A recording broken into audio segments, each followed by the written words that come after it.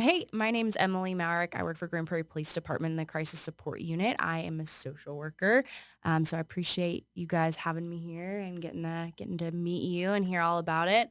I see you here and there, Hmm. and you're always the really sweet, quiet one.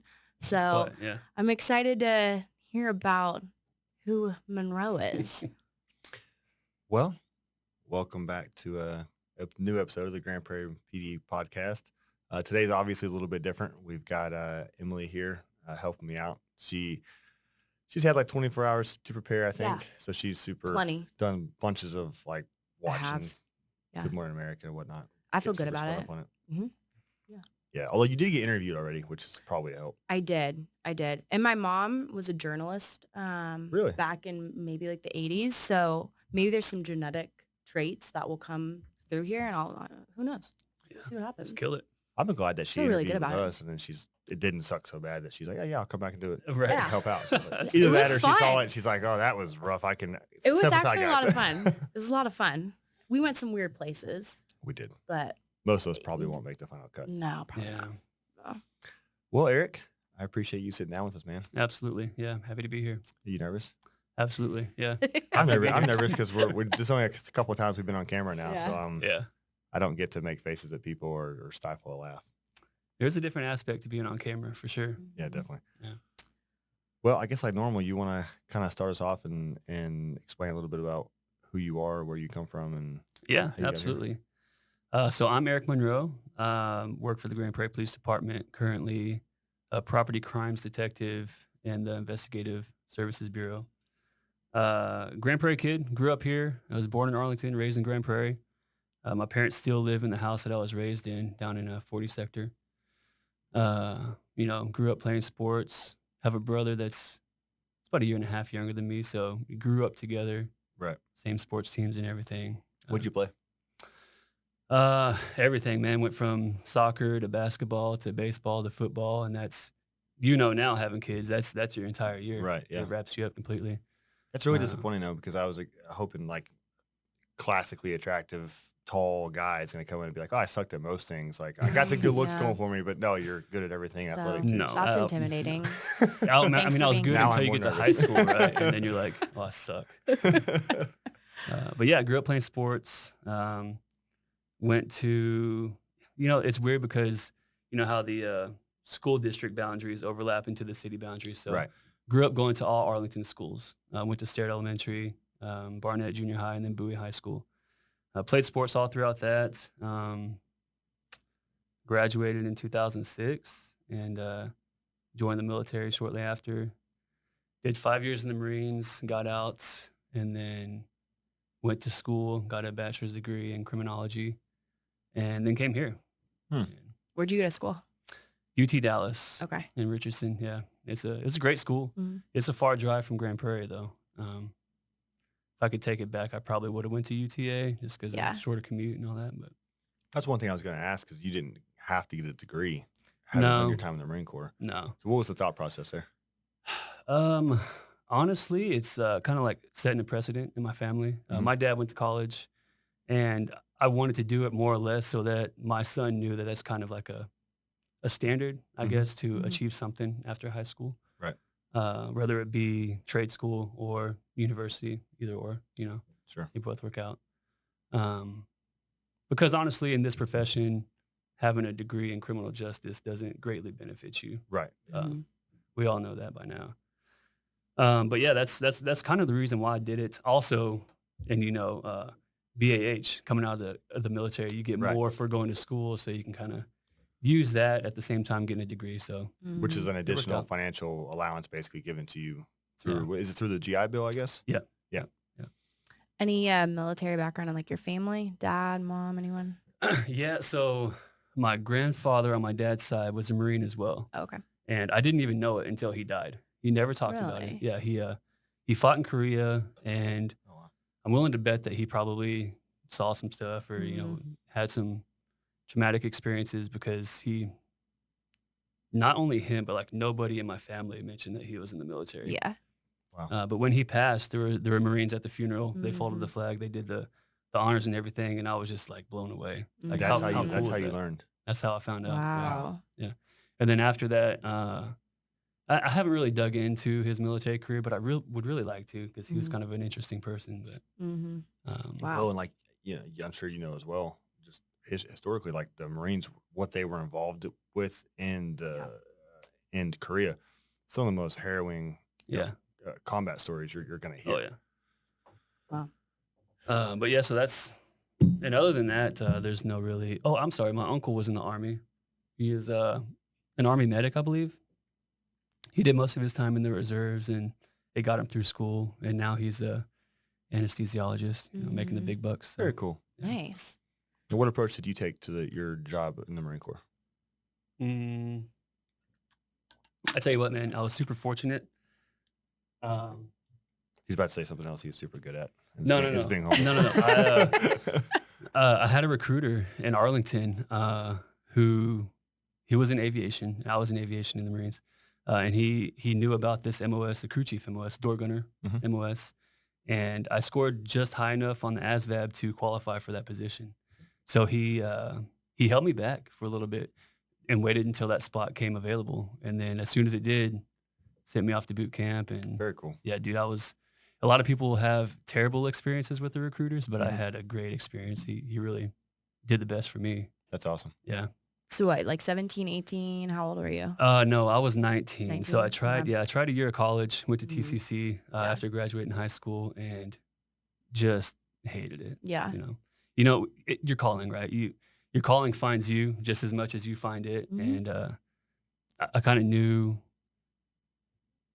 I was about senior in high school and I knew I wanted to join the military Mhm. and just doing anything but that was not acceptable. Right. Mhm. Yeah.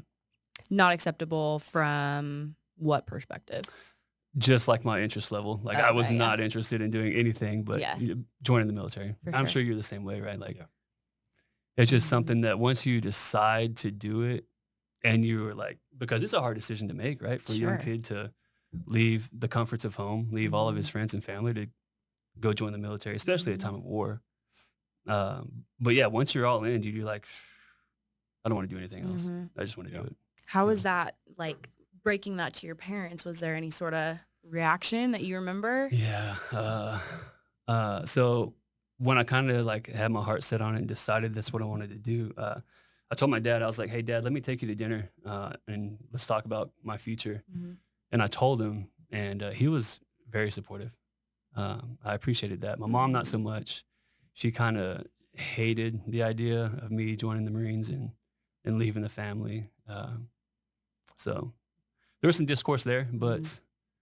and then my brother and all my friends, like they more or less just didn't want me to leave, Yeah. Sure. right? Mhm. They Which weren't is like against right. me leaving. They just didn't. They were going to miss me. Yeah. And Right. I Of understand that. course. Absolutely. Which on the plus side, if nobody reacted at all or didn't really care, that would be a worse alternative. Mhm. Yeah. Yeah. Yeah. I mean, from like a civilian perspective of things, it's almost like a foreign language and just this world that, I mean, we really don't understand. Yeah. So I could imagine just being accepting of that would be intimidating for Mhm. sure. Mm-hmm. That's Well, cool. the experience I had was you had a lot of people a lot of civilians who maybe didn't know a lot about the Yeah. Marine Corps or the Right. military in general. And so I'm gonna Google it or get on YouTube and look it Yeah. up and they see what they see and it's like, you want to do what? Right. It's like this is something you want to happen on purpose. Right. Yeah. And then they kind of look at you a little different. It's like, oh, okay, cool. I've been a friend with a psychopath this whole time. And so it kind of changes things a little bit Yeah. in that way. Same thing with police work too, though.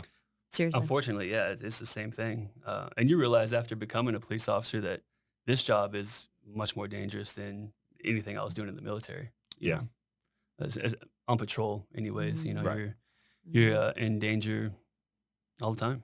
Well, there's so many things in this profession that happen that if you don't see them, like if you don't happen to be at an Right. intersection when a crash happens, or you don't Right. happen to be at a house when a fight with the cops happens in that, 30 minutes to an hour that it takes to resolve it, you have no idea. That's why people always ask, like, what's a safe neighborhood? And sure, you have Right, your right. outliers, you have your Mhm. super rich areas, your gated communities, or whatever. But you just walk around and look at the neighborhoods and you think, hey, it's all pretty safe. But Right. just because it looks nice doesn't necessarily mean that. Mhm. Mhm. There's a lot of work that goes into kind of keeping it safe. Oh yeah, Yeah. absolutely. Absolutely. So I know you said I haven't done your job, so I'm not going to explicitly disagree with you. But you said patrol is just as dangerous as the military, which strikes me as a little weird because you said you were a door gunner, which I've played Call of Duty. I'm not an and so I infantry know- guy, right? I'm not a grunt, Right. so I'm Okay, sure door their gunner, experiences would be explain much to different. me. I don't know what a door gunner is. So I was on the Hueys. The Hueys they have two pilots, and in the back, the crew members would be door gunners. Okay. So typically they would have two aircraft-mounted weapon systems on board, one being like a 50 cal, the other being a minigun, and the Okay. crew members would man those weapons. So Oh, okay. So he's Again, he's kind of deflecting a successful little and bit, but crew members being him, you're shooting miniguns. right, yeah. wow. How much fun is that? It's probably the most fun I've ever had. Yeah. Yeah. Those are what? It was a blast. 2,000 rounds Contain a minute? yourself, 2,000 please, rounds a okay? minute, Contain yeah. yourself a little bit, all right? Yeah, there's I mean, Jesus. I don't know, and you look back on your life and you're just like, did I actually do that? Like Right. I did that. It's fun to look back on, and I cannot wait till my kids are old enough to start telling them stories, and they'll actually understand it. Right. Mhm. I know I had kids a are a little blast. kids are a little different, obviously, than just the general public or anybody who can click play. So I don't know how much you necessarily want to go into, but I would imagine that's not of all the aviation jobs, it's not probably the safest. Yeah, probably no.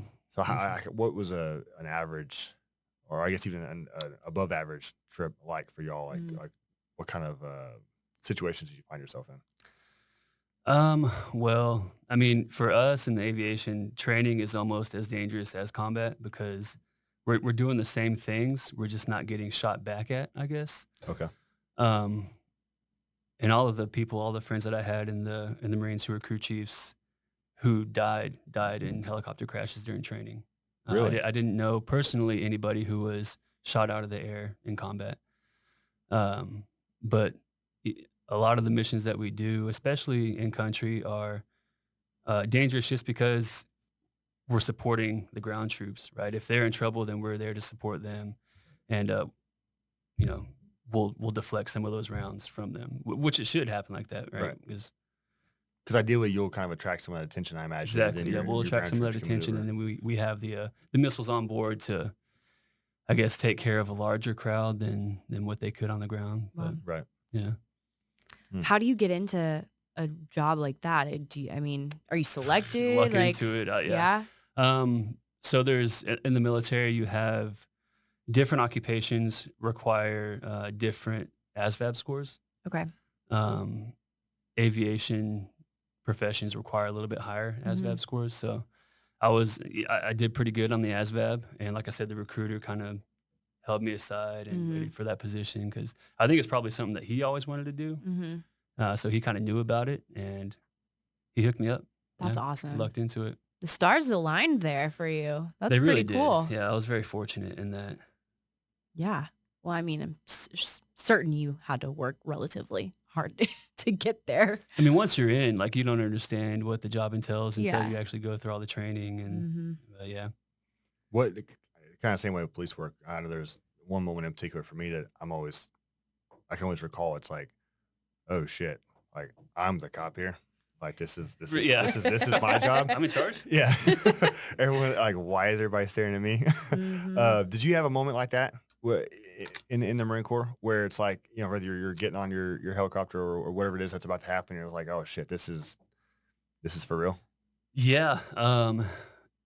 When I was in Afghanistan, I only went there once, 2011, and most of our missions were like resupply missions or escort missions for Motor T as they were, taking things from The here to trucks there. and whatnot. Yeah.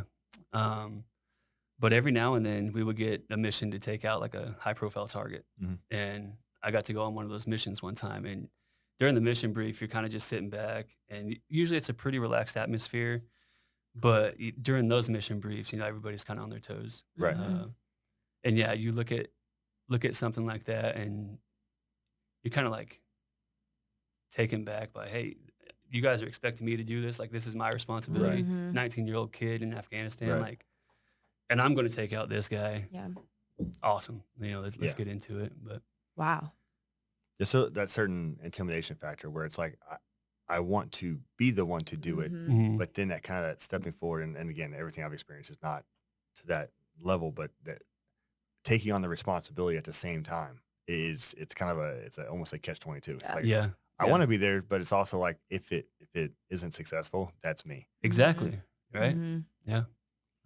Any like little things you do to kind of prep yourself for that? I mean, that's a lot of pressure. I can imagine you have your little rituals or things that you're doing to kind of psych yourself up for a mission like that. Anything? Pray a Yeah. lot. Yeah. Mm-hmm.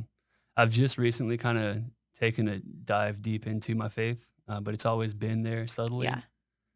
But yeah, pray about it, think about it. Mhm. And fortunately for me, it's all worked out. Yeah. Well, Yeah. Absolutely. I know Carlos was sitting over there thinking, don't say drink, don't say drink. Yeah. I'm gonna have to edit that out. Very cool. So how was that transition from military to police? Was that a smooth transition for yeah. you? No, it was very Yeah? smooth. Yeah. Did you Okay. go straight from one to the other, or was there kind of a lapse in there? Well, so I went to school. I went to college. Oh, that's right. Took me 3 years to get through college. So there was a little bit of a lapse, but the Marine makes you into who Mhm. they want you to be. Mhm. And ultimately they want you to be a better citizen, and they did a good job. So yeah, the transition was really easy for me. I was already fairly disciplined. Mhm. Physical fitness was kind of my thing. I like to stay in shape, and the rank structure, understood all that. So that aspect of the job was not difficult for me to grasp onto. Yeah. Very similar in culture. Yeah. Yeah. Okay. Yeah. Wow. Now, when you came over, the chain of command is less absolute, obviously, It is. because like you'll run into Chief Sesney here, and it's like Yeah, he'll he'll give you say, a fist bump. yeah, and say, "Hey, man, yesterday I what's up?" saw him. He's like, Yeah. hey, how you doing, man? I mean, if you see anyone with a star or standing next to a guy with stars in the Marine Corps, it's just like, don't look at me, don't talk to me, Right. please, like pretend I'm not Try to here. avoid that person. Right, because that person can like just completely change the course of your life Yeah. with a word. So it's a little bit more relaxed here. Was that kind of a weird thing to get used to? Because I know, like for me, hearing the word Sarge, as you know, in the Marine Corps, is like, I want to hit somebody. You're not supposed to say that. For the longest time, I said "Sarnt," and Yeah. then just nobody says it. So Yeah. and Yeah, I caught myself saying it one time. What is it? Wait, say it again. So in the Marines, we say sergeant like Sarnt, and it's Sarnt. just you don't say Sarge. Sarge is I guess an Army thing. Yeah, Or you not, get your yeah. ass beat if you say Sarge. Yeah. Really? So coming here for the first few years, that's all I said was Sarnt, and then I guess people don't really know what that is. Yeah. Hmm. I don't really know what it is. I It's just don't like you took sergeant and took like half the letters out and Hmm. squish it. Yeah. It's the most Marine thing you can It really- possibly. Like Wow. when you save Sorry. time, Yeah. take letters out. Wow. Okay.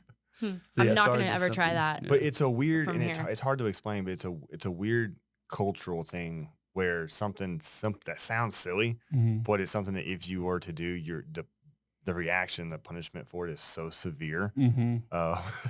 Like if you did that in the Marine Corps, Oh, I the- still, the- there's a lot of Marines that work with us, and they'll call me out for saying Yeah. Sarge, Yeah. Sergeant or Sarge. Yeah, they'll call me out on it, but it's all in good fun. yeah, Yeah. I said it one time when I was walking in the jail, and I said, "Hey, thanks, Sarge." Yeah. As he walked by, and I heard that I had said it, and like the little bit of whatever chest he Died pulled or inside soul just a little just bit, like shriveled yeah. up and died. And I was like, Yeah, I've morphed into a civilian. exactly. That's Wow. what it feels like. Yeah. Huh. Mm. Interesting. And So- we don't know like where that came from. It just was everybody's just says it. Yeah, I have no Huh? idea. No, Yeah. we know what the root word is. I don't really know what the thought process was to get to the pronunciation. But Right. I Yeah. really like that. I So really do like the Marines. that. So yeah, you hear Yeah. somebody saying that, that's Okay. you're addressing a sergeant. Perfect. they're not gagging. good or to something know. the sergeant. So what about the training process whenever you first came over? Is that pretty, The academy. here? I enjoyed it. It was, the physical fitness aspect was right up my alley. I love doing that.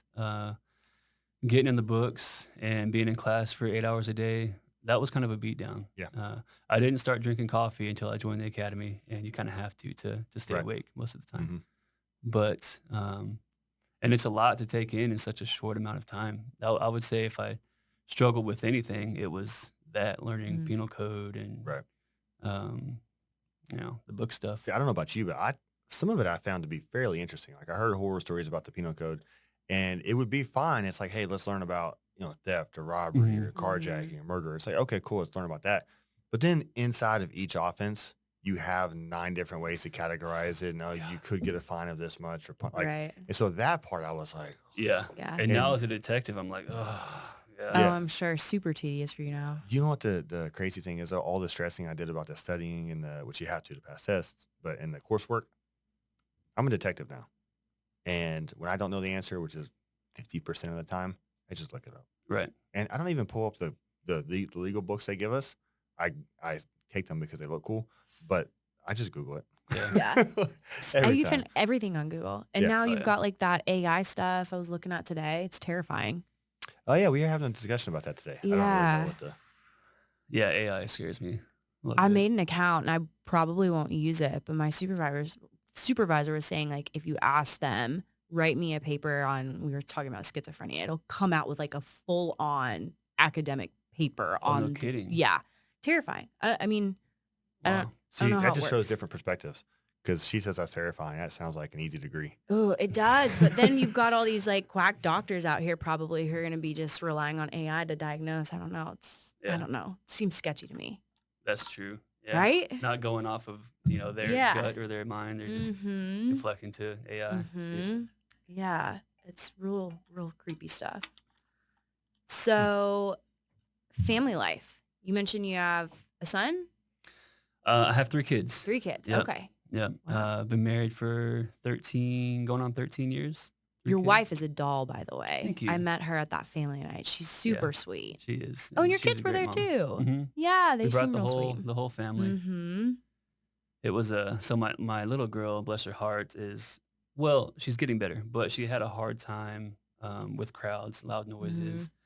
If there was music playing over an intercom, no matter how loud it was, she was not having it. Yeah. So we would constantly have to leave venues or go to the back of the room while she kind of cried it out. But Yeah. she's getting better. We're trying to take her out as much as we can to just get her used to that kind of stuff. Yeah. But yeah, the family night was a good time. I enjoyed that. Good. I'm glad. Yeah. So how old is she? Did you say? My daughter's 3. 3? Okay. Mhm. Yeah, I've got a 6-year-old son, 3-year-old daughter, and a 6-month-old baby boy. 6 months. Mhm. He was so big. I He's thought huge. I thought Yeah. he was at least like 9 or 10 No, months. he's a big boy. That's so cute. He's precious. Thank you. He Yeah. looks a lot like your wife. Oh, they all do. And it's Yeah. funny, like looking at my wife's baby pictures, they're all identical. to Really? her. Yeah. Wow. Yeah. That's crazy. That's awesome. How do you like being a dad? Love it. Yeah. That's my favorite thing. Mm-hmm. That's the real job. It is. Yeah. Yeah. This job is easy, and then going home and Mm-hmm. it's a mess right now because they're so young. Oh But, yeah. especially. Yeah. Yeah. I sit in my car every time I park. I'm just like, Yeah, you got to take a 5-minute little break and just Yep. collect your thoughts Yeah. and de-stress. every once in a while I'll step out of the car and I don't park in my garage. I park in front of it. Mhm. And then one of them will be in the garage doing God knows what. And I hear him like just, I look back in my car like, maybe I go work overtime. Yeah. Yeah, right. Can I leave, please? Yeah, my husband kind of got the long end of the stick, I guess, because he works. Well, he comes home at like midnight, so Yeah. all of the bath time and dinner getting thrown on the wall, all that kind of stuff. He gets that on the weekends, but Yeah. during the week, it's kind of a grind. Yeah, I've been waking up early to go to work around like 5 a.m. Mm-hmm. And the waking up part sucks. Mm-hmm. But I'll literally be in bed kind of like weighing, hey, I want to sleep. But if I sleep, I don't get to skip the hard. Because parenting is awesome. I mean, it's one of the coolest things you ever do. Yeah. But there's like parts of it that aren't as awesome as the rest of it. Yeah. So like Like waking your kids up for school. waking them up and getting It's the them like a worst. bunch of mini me's Yeah. out of bed and Yeah. willingly getting clothes on and consuming food and not fighting, that's a chore. But That picking them up from sounds school, like it. I love picking them up from school. I do Yeah. too, man. I love it. They Yeah. get in the car like, hey, Dad, I did this, I did that. And then right around the time Mom's getting home from work, they're really getting tired of each other. Mm-hmm. And I'm like, okay, go ahead and get your room cleaned up before your mom gets home in like 5 minutes so she's not Mhm. angry. Mhm. And then by the time she gets home, they're all primed up and ready Yeah. to fight. Yeah. Oh yeah. Yeah, for sure. Do you think any of your kids are interested in military or have talked or asked you questions about your experience or being a police officer? I don't think they're old enough quite yet Yeah. to really understand the jobs. But my oldest son, is a trip, man. I told him the other day, so we kind of homeschool him. Mhm. We do a hybrid homeschool. He's Oh, at cool. home 3 days a week, and Yeah. then he goes to class 2 days a week.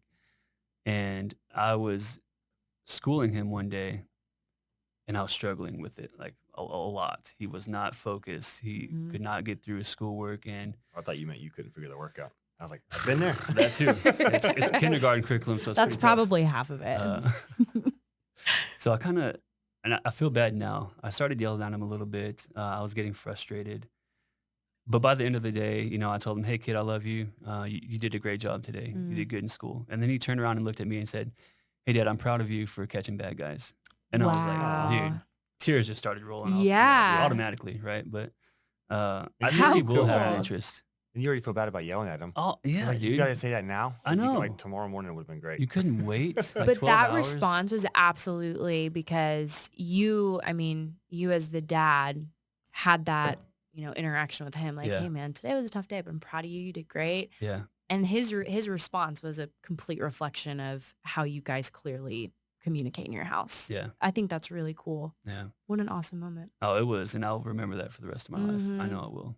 That's cool. They just destroy you. They God. do, man. Oh. Emotionally, they're Yes. just like savages. Yeah. Whether it's like they're being actual savages or then they do the cutest stuff and it's like, God, what is happening to me? There was one time I was going to work and I got a text from my wife and she sent me a video of my middle son, who at the time was probably 3 or 4, standing at the window watching me pull away from the house in my squad car with his dog, and the dog was whining and he was sitting there rubbing the dog saying, it's okay, he's gonna be back, he'll be safe. Oh, that is Oh awesome. my God. It was awesome. But then I was like, oh, that's so sweet. But then, cops being cops and Marines the same way, you kind of leave, you're like, he just jinxed me. I'm like, oh, Can't no. even think about it Yeah, like I was that. don't Yeah. jinx me. Yeah. Yeah. Yep. Mm-hmm. Yeah. So as far as the sweet. kiddos and the policing and military, whatnot, what's your attitude towards that? Are you okay with it? Is it something that you would actively encourage or just kind of let it work itself out? No, I would actively encourage it. My wife and I both are patriots, and if our kids want to join the military, we think that would be awesome. If they want to be police officers, that's awesome. But I do want to push them to kind of test their limits elsewhere, right? Whether it Yeah. be sports or something in the arts. Mhm. Just find their calling, because I truly believe that your calling is out there, and if you don't actively pursue it, then you might miss it. So Mhm. I kind of want them to get a feel for everything before they, dead on decide, hey, this is what I want to do with Yeah. my life. Mhm. But yeah, if they did join the military, I would be more than proud. It'd be awesome. So what about the other direction? Because obviously you followed this route where you're obviously super athletic, real good at several different things. You have a job that in the Marine Corps that's pretty awesome. Mhm. You come back, you're a police officer. We haven't really delved into your time in SWAT yet. You're a detective. You kind of have you're successful at these different things, but they're all kind of the same, or the same Right. general world. Yeah. What about if as far as your kids taking a complete left turn? Mm-hmm. One of your kids wants to be a ballerina or something that's just real outside of your normal. And I was a ballerina, so I can chime in there. Yeah. If you need me to. Go for I it. can give you perspective. No, I look forward to that. I kind of like to get out of my comfort zone every now and then, push my own boundaries. So if I have a kid who's interested in writing or interested in art, then I'll kind of pursue that with them, kind of see what it's like and get his perspective on like, why is he interested in it? Okay, I can see that. I can see why it's interesting. And I'm not going to shun, hey, you have to play sports or you're not going to do anything. Sure. Mhm. I'm not going to do that. Yeah. That's Now cool. that I know that you're open to trying it, I'm gonna push one of your kids to be a ballerina. Make it my daughter, please. Like, Absolutely. Yeah, It's not one of my so sons. fun. You know what? You walked in here and I said, I think that Monroe would be a great stage dad. I didn't know anything about you A yet, stage but dad? it's just the sense that I get. I think you'd be great. Carrying the that what they tutus do? and Okay. lacing up the little ballerina shoes. Absolutely. Don't you think so? I mean, I haven't heard anything he's bad at yet. So Right. Yeah, I Yeah. don't know, but I Do you- mean, that stuff's expensive, right? The dance and all of Yeah. that. That would It's be more not my as bad position. as you would think. It's probably nothing comparable to baseball. Oh, really? I know nothing about baseball other than it's crazy expensive, Really? right? Well, yeah, I've heard like travel baseball and the Yeah. equipment's super expensive. So if she did, or any of your kids did like competition dance, yeah, because you're gonna be Mhm. traveling. Mhm. That gets real expensive, but just regular It's in dance. Florida. I talked to this lady at a church I work at, and she was complaining because they were going to Florida for like the third time that year or Oh, something, doing Yeah. dance. jeez. And they'll do it for like a 2-minute dance routine. I'm like, Yeah. no. Yeah. We had several in like Chicago area, Nashville, that kind of stuff. But So we'd did you be pursue it doing. for a long time? I got my BFA in dance. No So I kidding. went, Wow. yeah, and then I kind of split my ankle, and Ooh. that was the end of that. But yeah, Oh, that's right. We talked about that. we did talk about that. I was telling Courtney after that, my mom still doesn't know how I injured my ankle. I told her it was like in class or in yoga or something like that. She was So drunk and kicked somebody. I didn't kick anybody. I was Ooh, story. dancing. It's a great story. You know, fell off the elevated surface. But I was telling Courtney, like, I hope my mom doesn't listen to that because she still thinks I was in Of yoga. course she will. Yeah. It's fine. It's fine. But yeah, that's cool. So like your 6-year-old, do you see any tendencies in how they are to like follow a particular sport or interest? So we've tried basketball. Mhm. Basketball didn't do so well. I think he has anxiety. He didn't like the buzzer in the gym. It was too Mm. loud for him, so he Mhm. couldn't even be in the gym. Yeah. But he loved going to practice. Like we went to every practice and he played, just like all the other kids. But Mhm. game time, he couldn't do it. He couldn't be in the gym with the buzzer. Just Mhm. waiting for that thing to go off. Yeah, it Yeah. was too much for him. So Yeah, it was hard. It was hard to watch him go through that. But that's for I don't sure. know. He's got a huge imagination. He'll make up stories all the time, and he'll assign roles to everybody in the family, and he's very creative. Mhm. So I wouldn't be surprised That's if he awesome. kind of went the arts route. Yeah, Yeah. that's cool. Yeah. That's very cool. Love it. Well, I want to talk a little bit about your time with the police department. Yeah. Because obviously you came over after the Marine Corps, did some time in patrol. I believe your first specialized role was SWAT, correct? Yeah. SWAT and Honor Guard kind of came on at the same time. Okay. Mhm. Yeah. You want to talk about Honor Guard a little bit? Because I don't think we've delved into that at all. Yeah, absolutely. So I got on the Honor Guard team 2018, I believe, early 2018. And shortly after that, we had AJ's funeral.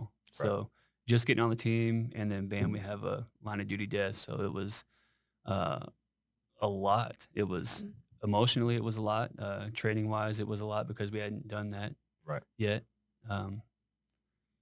But it's been awesome. Big shout out, by the way, to Arlington PD. Yeah, no kidding. Mm. Arlington PD really helped us out a lot. Yeah, if it wouldn't have been for Arlington's Honor Guard, I don't know what we would have done. Yeah. Because you had a lot of turnover at the time. You had guys a lot of people who had been getting on for a long time, or been on for a long time, and it's a very taxing role. Yeah, I it is. think one of the most, I'm sorry to hijack the conversation. But No, absolutely. I think one of the most important roles that I've ever been a part of. But also after you do it for enough years, I imagine it's like, okay, I'm ready to pass the torch. So a lot of new guys came on and everybody else got off. And you had guys from the Army, from the Marine Corps, from, the civilian world that were trying to kind of make the choreography, I guess, for lack of a better word, work. And Arlington had a real squared away system. And they came in and just bunch of senior dudes on their team. Yeah. Wow. Yeah, guys have been doing it 20, 25 years. They're great. But yeah, I would agree with you. It's been one of the more honorable things I've done in the department. And it's just fun. We have a great team. Yep. Trainings are a blast. So we don't only do funerals. We do a lot of like extra events for the city, whether it be like Cinco de Mayo parades or just doing this and that with local churches. And that stuff's just a lot of fun too. What do you generally do? Like if a church calls you and wants you to show up, what are they expecting? Usually it's like to present the colors Okay. during the national anthem or something like that. So like what we see in ball games and Yeah. whatnot. Okay. Yeah. And that's fun. Have you gotten a chance to go to DC yet for the? I have. Went a couple years ago. How was that? Took the wife. Oh my gosh. For as messed up of a city as DC is, it is so much fun. It really is. Just the history there alone is incredible. Yeah. Walking the mall, going to all the cop bars and seeing, Vietnam Memorial. That one blew my mind. Mm-hmm. And it was the little things about it because like the Korea Memorial, obviously, it's you have the guys walking Yep. together. Mhm. Yep. The Vietnam Memorial I'd seen on film countless times, and Mhm. it's just a wall. Yeah. But then when I first saw it, I was probably 150 yards away, Mhm. and it looks so small. And it starts off real short, and it goes towards the middle, and it gets taller as it goes towards the middle. And it's Yeah. one of those things that, and maybe it's just the way I think, but it was kind of I almost saw it as analogous to the actual conflict because you see Yeah. it from far away, and it's like this kind of Man, small thing, and then you get closer, and it's like, no, it's bigger than I thought. I And you never see thought that about it it's like going to that. go for a Yeah. ways, and you walk to the middle, and before you know it, you're standing there looking up Yeah. at just thousands and thousands So many names on that names of wall. dead people. And Yeah. it's, yeah, that was by far the most powerful part of my trip. Super Was moving. just that whole experience of seeing that memorial. Yeah. Sorry, I hijacked. So was that an honor guard trip? Or Yeah. okay. So we go on honor guard. Each year they send, 4 to 5 guys on the team to go to DC during the police memorial. Okay. Um, and here lately, since we've had so many funerals, we've had the opportunity to honor our officers there. So Mhm. it's been quite an experience, and I'm hoping to get to go again. Mm-hmm. Honestly, we've got 20 something guys on the team, Yeah. so I'm sure we'll all get to go 2 or 3 times, hopefully. It's a great team. Man, it I is. love really when is. honor guard is like doing something because the energy and like the laughter that you hear in the hallway, it's always Mhm. like my favorite. Like, oh, honor guard's around. Cool. Yeah, it's Mm. fun. Mm-hmm. Well, as far when you talk about us honoring our guys in DC, what you want to go into specifically some of the events that we're there for? Yeah. Well, let's see if I can remember. So, most importantly, we escort the family Right. there the whole time. The whole time they're there, we're with them. We're having dinners with them. We take them out to, the I can't remember the name of the specific events now. I guess whenever the president comes out and he addresses all of the Mhm. fallen officers, we take them to that. Um, what's that thing they do at the night? Right. So that's when they read the names. Yeah, So yeah, you get everyone in the. I don't know. Is it on the mall it is on the itself? mall. It's like Yeah. right underneath the Washington Monument. Right, and Uh, everyone lines up in ranks, and yeah. they'll read the names of all the officers who've hmm been killed in the line of duty for the previous year, and so everybody gets to be there Yeah. to represent their department. Yeah, and that was a special night, man. Just meeting some of the other PDs that were there, Mm. honoring their officers. I met a PD from, where were they from? I think they were from Montana, a small department in Montana.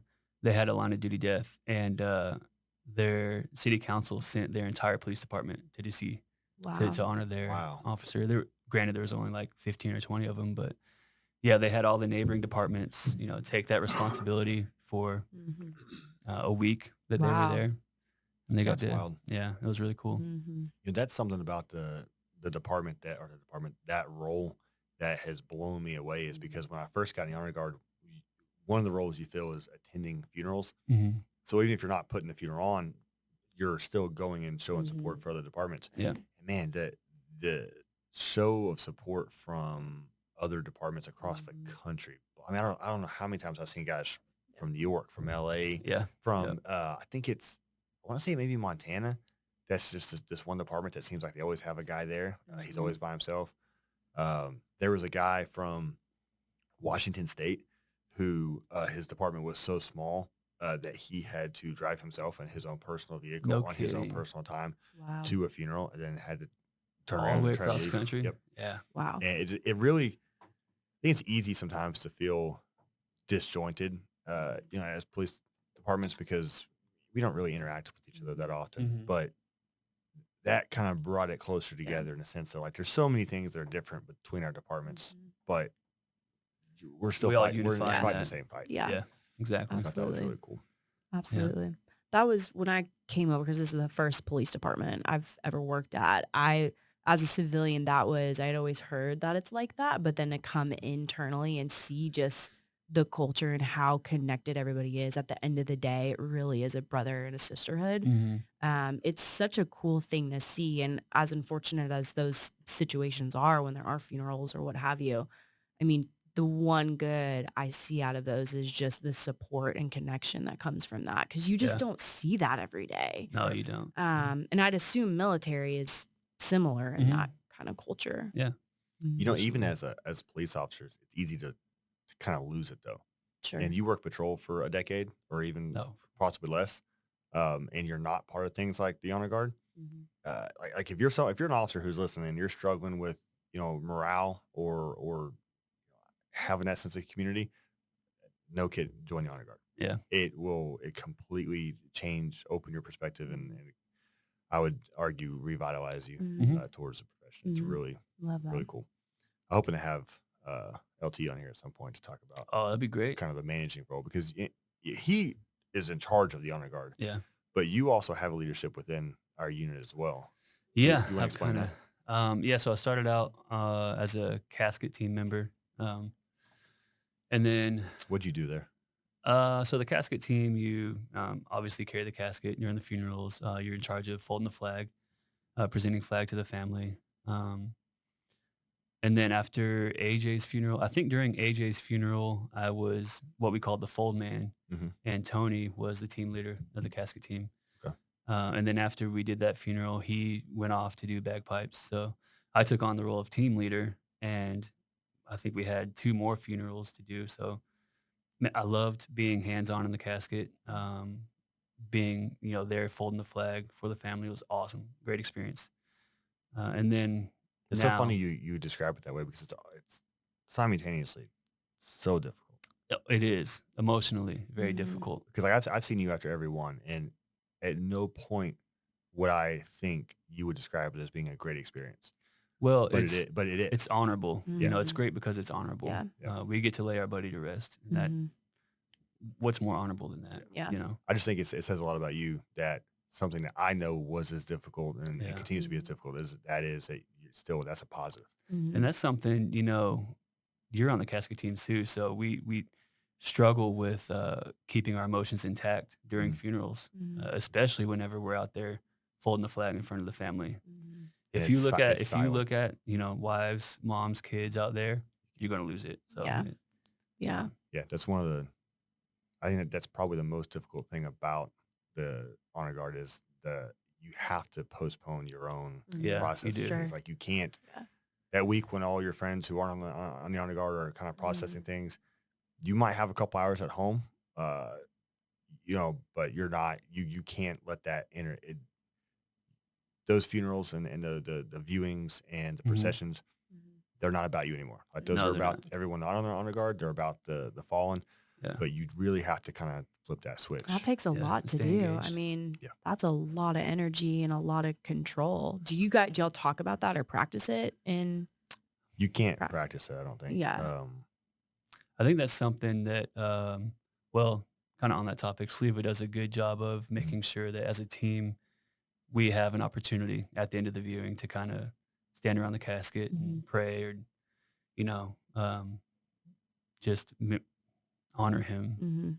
Yep. Yeah. And he always makes sure we get together He afterwards does. too. Yeah, That's good. He's good at that. Mhm. Wow. Yeah, I mean, that's such a heavy role, but at the same time, like there's nothing more powerful to be able to do that and honor that person. I Yeah. mean, it's really very admirable. It's a good team. Yeah. So anyway, now that I've completely brought the tone down, what about some of your other roles? Because I know you're at least one other role is not quite as depressing. No, yeah. So I was on the SWAT team for about 5 years. Got on the SWAT team in 2018 as well. Same time I got on the honor guard team, and that was a blast. Like, talk about having fun as a police officer, especially as a young police officer. Yeah. Try to get on the SWAT team because it's a lot of fun. Started out as entry, and then kind of as you gain seniority in the team, they start giving you specializations. So became the less lethal guy for the team I was on, and then eventually became a sniper and did the sniper gig for just over a year before I got off. I just got off the team a few months ago. Okay. Yeah. What was it's just family? Family. Yeah. We had our third kid, and more or less it was my oldest starting school Right. and us doing the homeschool hybrid. It takes up all of your time. So I didn't have the availability to leave in the middle of the day or in the middle of the night. What's the call out schedule like for SWAT? So they'll do, you'll be on call for 2 weeks off call 2 weeks, and then back on call for 2 weeks. Gotcha. Yeah. Mhm. So essentially half the year you're on call. Yeah. Yeah, it's a lot of time. Yeah. Mhm. That was eventually caused conflict for me as well. Yeah. Yeah. And I was surprised, man. Honestly, I was surprised to see you apply whenever you did because you already had 3 kids at the time and Yeah. busy. Yeah. Yeah, it was something that I really wanted to do, and I enjoyed so much. And in fact, I was talking to some of my civilian friends Mhm. this past weekend. I don't remember it came up because of the deal that happened in Pantego. Oh, And I that's had right. talked to Matt, who had been out there on it, Oh, yeah. because they were asking. I was like, well, because they know Matt, and I was like, he was actually there, and kind of explaining a little bit about what happened.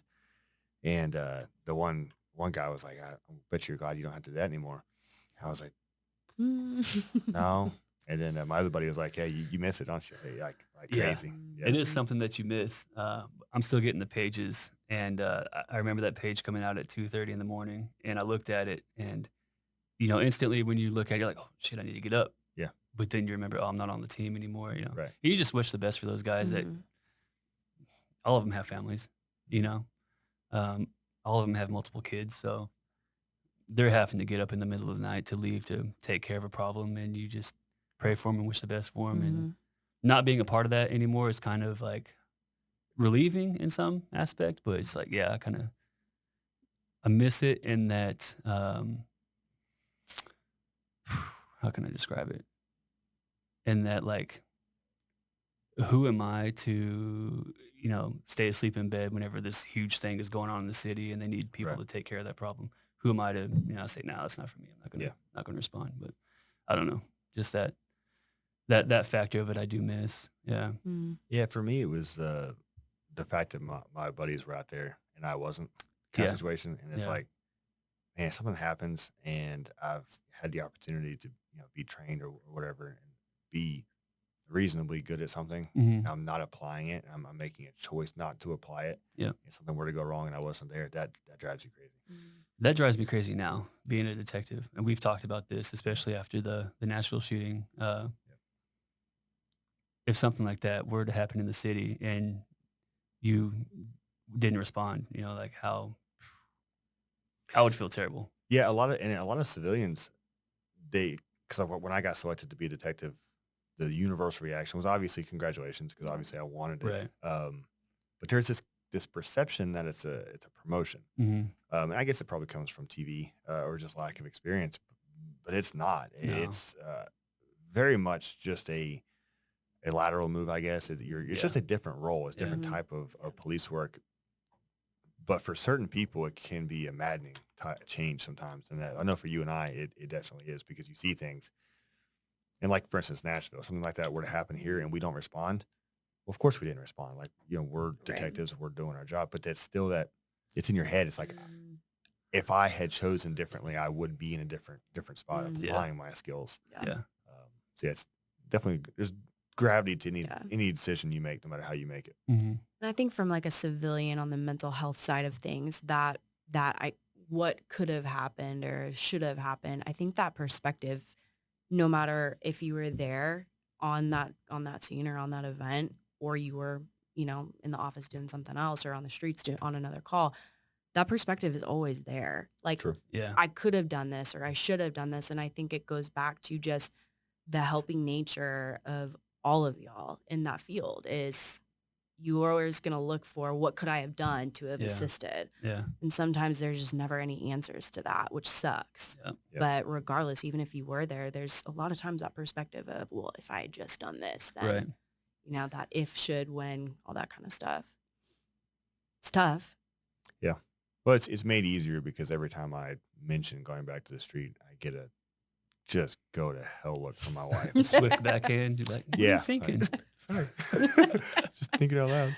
Yeah. So makes it a little easier. Yeah. I don't want to get abused. So yeah, that's important. That's important. So you mentioned that you start off on entry before eventually going to sniper and being more specialized. So you show up and it's a little different for you, I imagine, being Marine Corps, having some experience. But you show up to do SWAT. What does that look like? Like for your average guy who maybe is thinking about it, what does entry do? What are you kind of starting off with in that unit? So Entry typically, you would be the majority of the team are entry operators, Okay. and less lethal guys fall into that aspect as well as entry.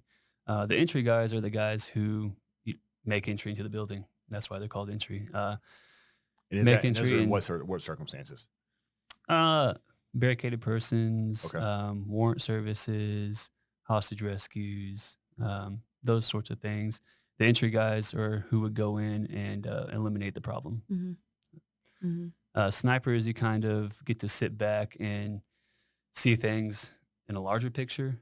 And I appreciated that role too because it's almost the complete opposite of entry.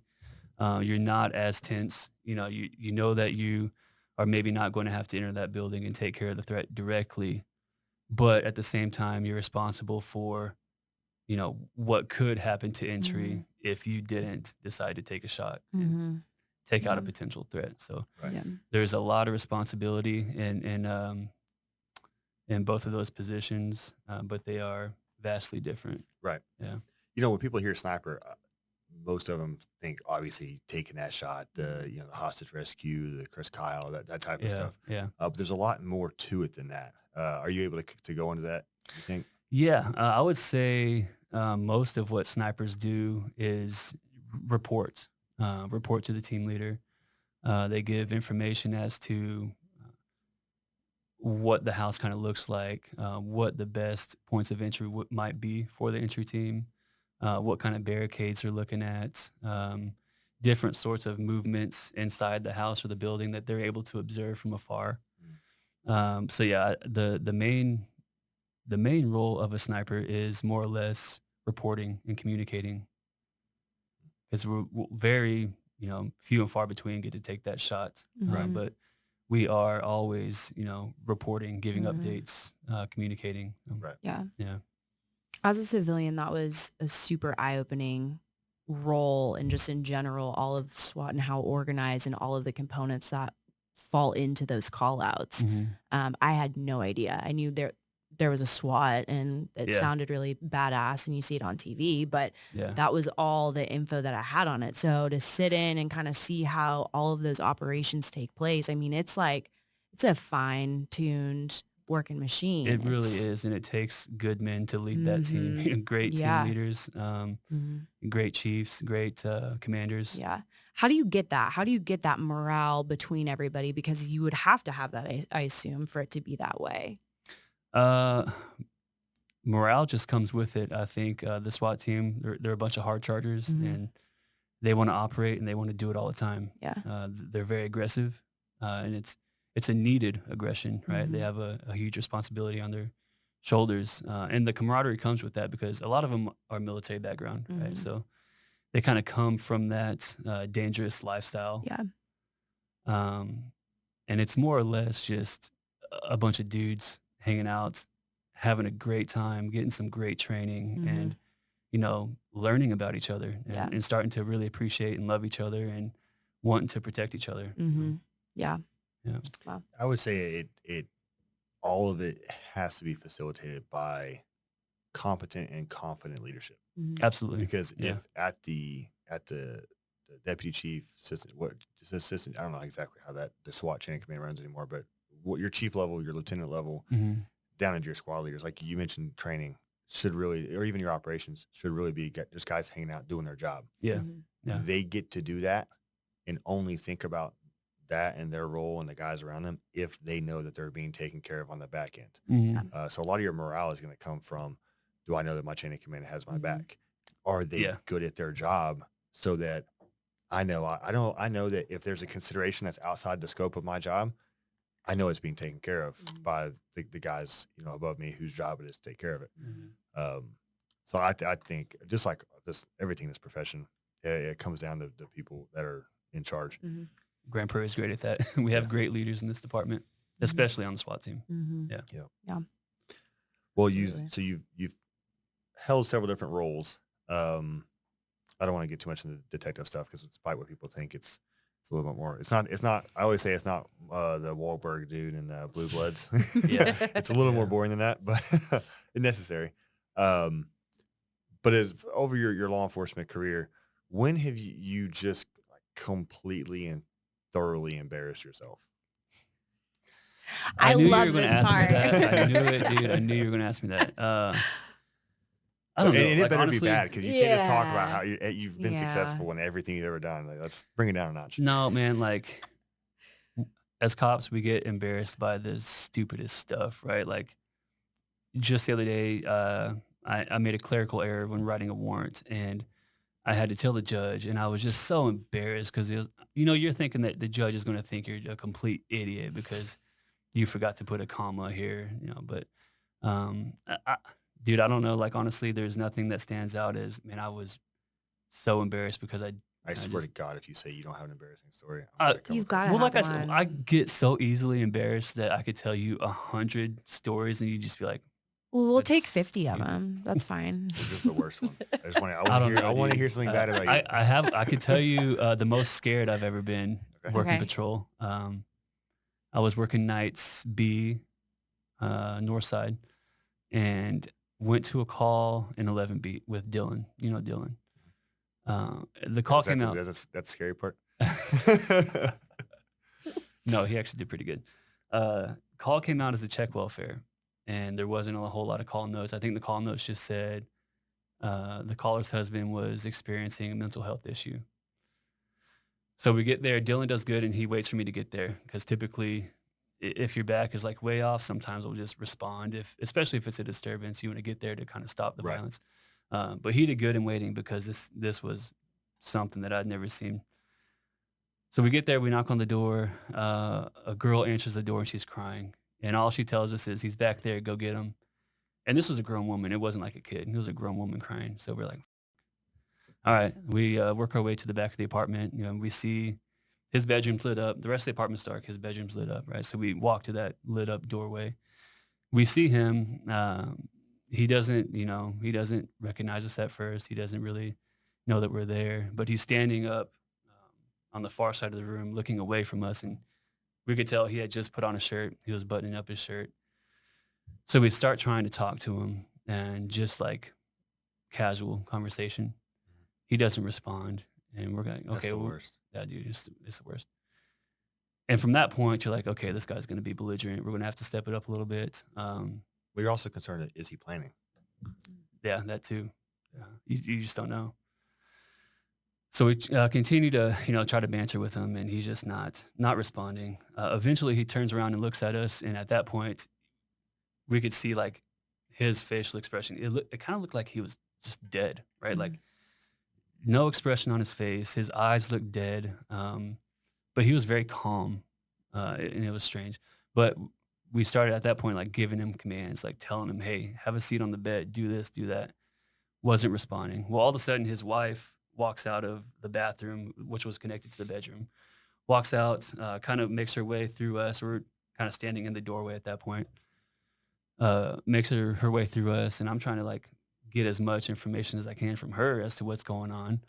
And she's playing it off as like nothing happened. He's just, he's going through an episode right now, and he'll be fine. I was like, okay. Well, this dude starts like turning demonic. Um, Starts screaming at the top of his lungs in like a deep kind of demonic scream. Mm-hmm. And yeah, at that point, the flip switches, and we're giving louder commands, trying to get him to cooperate even just a little bit, right? Right. Well, that starts happening. And then the wife who had left the room tries to make her way back into the room and starts calling him by some other name that wasn't his real name. It was something else. It kind of sounded like Native American, like Northwind or something like that. I would be so freaked out. Oh, dude, it was scary. And then come to find out, like from trying to push her out of the bedroom multiple times, she's trying to communicate with him, but at the same time, I'm trying to communicate with her as to what's going on. And she tells me that he has multi-personality disorder, and that he was going from one personality to the next personality.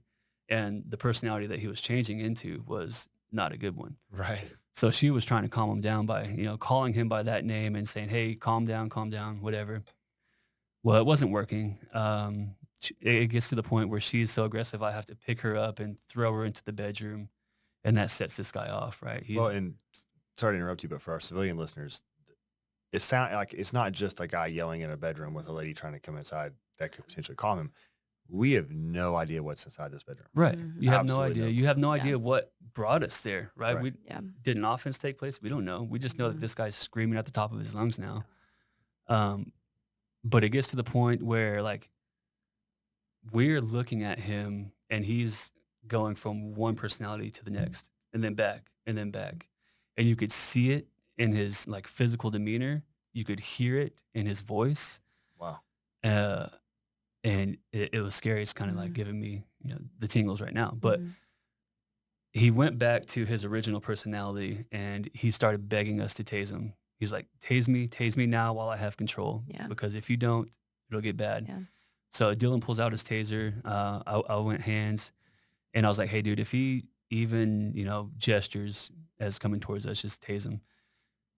And then, yeah, he goes back to the other personality and he starts like kicking his foot at us like he's going to charge us like a bull or Right. whatever.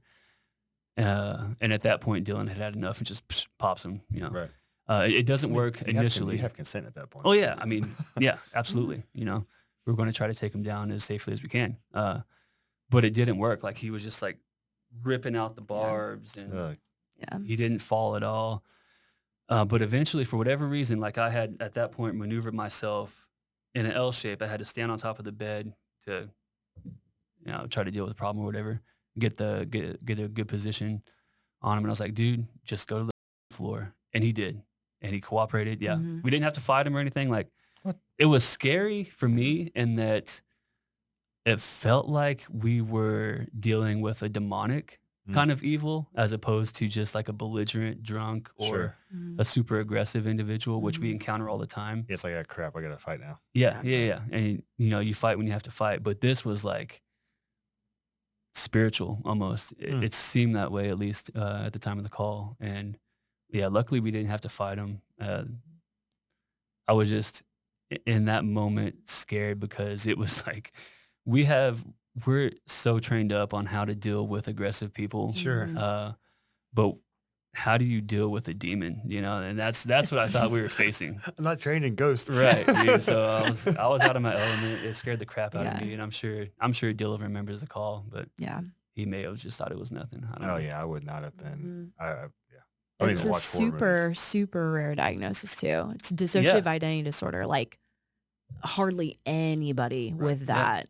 I mean, you really come into contact with, but And as it's cops, you hear it. People say they have it all the yeah, time. yeah. And it's like, no, you're Well, just an TikTok asshole right now. and then TikTok later you're says not. they do, Yeah. but the real ones are super severe and super rare. But the crazy part about it is like the different personalities can take on completely different like physical medical traits. Like one personality can have high blood pressure and another not. That is crazy. High Yeah. cholesterol, like even some type of major medical disorder, they'll present with all of the features of it, but then when they switch into another, they don't have any presence of that. Even That's the same with language. Some can speak like Italian, where the primary personality speaks English and doesn't Mhm. have any history of speaking Italian. So it's super interesting, and it's usually rooted in major abuse, cult-like stuff in early childhood. So it's it's wild. It's very disabling, but it's scary because you don't I was gonna say it'd be you very don't know what you're disabling for dealing me as a with. cop showing up. Like, nope. Yeah. you don't know what you're gonna get from one moment to the next, and how that other personality may respond and what their traits are. Because there's Mhm. usually a risk-taking, aggressive personality for those that Right. have DID. So Well, so you refuse to embarrass yourself, like I asked nicely twice, I think. he's got a story. Will you at don't know. least? Oh, I know. As soon as we turn this off, he's gonna tell I me what it is. know it's gonna be good.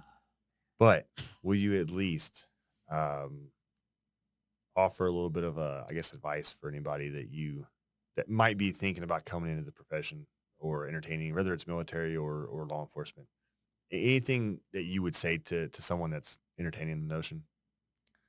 I would say that if you're entertaining the notion of becoming a police officer or joining the military, do it, with a servant's heart, servant's attitude. Don't come into this job wanting to be a badass. Don't come into this job pursuing authority. because you're going to hate your life. You know, those things come with the job, but if you're not here to serve, then you're not here for the right reasons. Right. Yeah. Mhm. Cool. So Well, we're glad you're here. Well, thank you. Yeah. Mhm. last call. What does that mean? Are Right. we have drinks here? No, No. we don't. Not that I haven't asked. But nothing embarrassing? No, man, I don't like. All I'm right, sure fine. I'll leave people you could alone. tell embarrassing stories about me, but no, nothing comes to mind. All right, I'll leave you alone. I swear to God, you tell me something, we turn this off. I'm sure Matt and Matt and David will have stories for days about how I f- something up and Yeah. We get them on next, or We actually, yes. yeah, it'd be good interviews. David is going to be on because he's been harassing me about not having been on yet. Yeah, well, I can't wait to hear about his embarrassing story. I know he remembers them. All right, well, we appreciate you doing this, man. Yeah. I know it's Yeah. the whole video aspect's still new to us. We've only done this a couple of times, so I know a lot of guys are hesitant about doing the audio, but then you introduce video, and then they're hesitant about the whole different aspect. So Yeah. I appreciate it, man. Yeah, absolutely. All right, Carlos, I think we're done, bud. awesome. Oh, that wasn't as bad as I thought.